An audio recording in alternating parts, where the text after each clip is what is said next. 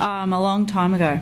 I was only 14. Do you remember what it was all about? No, it was really my first. It was Australian Schoolgirls Championship, so it was really my first big tournament that I played, and really outside of.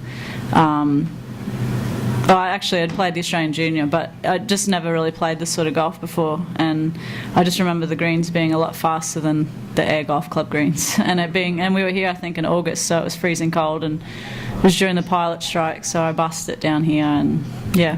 I didn't remember much about the course. I thought I might remember a hole or two, but I didn't remember any of it. Yeah, I think there's nerves on the tee of any tournament, and then obviously the Australian Open's a special tournament for me and any of the Australians that are in the field. And the last couple of years, with it being an LPGA event, I think there's an extra buzz and excitement to the event. So we've got a great field again this year, and I think that adds to that. Yeah, I don't really single out any players in particular. I think you could say one of the hottest players in the world right now is Lydia Ko, and she's a 15-year-old amateur. So I don't really target any person. I mean, come Sunday afternoon, if I have a chance to win, if there's 2 or 3 people in front of me, then those are the people that I'm targeting. It does when you think about when she was born and when I turned pro, and I'm talking about being here in 1989, and she was about 8 years away from being born. So yeah, it's definitely it's different. But when I came out on tour, I was the youngest at 20, and there was players that felt old when I came out at 20. So now I know how they felt. Anyone of any age can play golf at an elite level, and I think it's been proven in the women's game. It's being proven in the men's game that guys in their 40s have the best years of their career. Steve Stricker and Vijay Singh are proof of that in the men's game.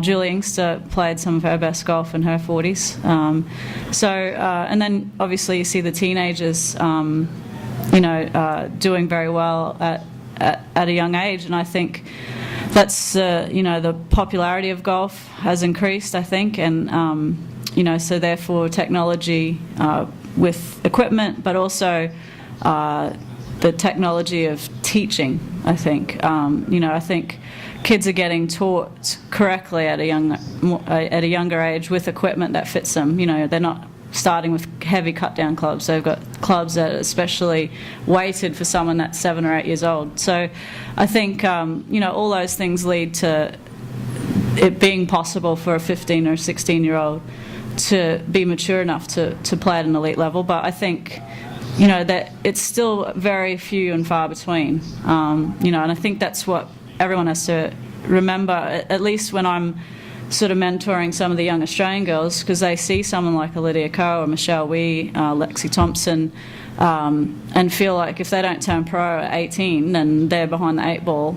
But sometimes if they turn pro that young, they miss out on developing for a couple of years under Golf Australia and some of the funding they get there, and if they turn pro 2 or 3 years later, they're actually going to be better players in the future, and instead of struggling for 2 or 3 years in professional golf. Yeah, I love that part of it. Definitely have to move it both ways off the tee.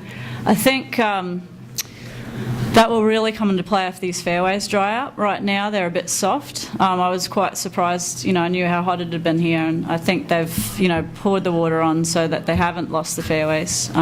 But if the fairways firm up, then you're really going to have to shape it off the tee to keep it in the fairway. And then the rough isn't overly long, but if the course firms up for the week and the greens start getting a bit firmer too, you still want to be in the fairway for sure.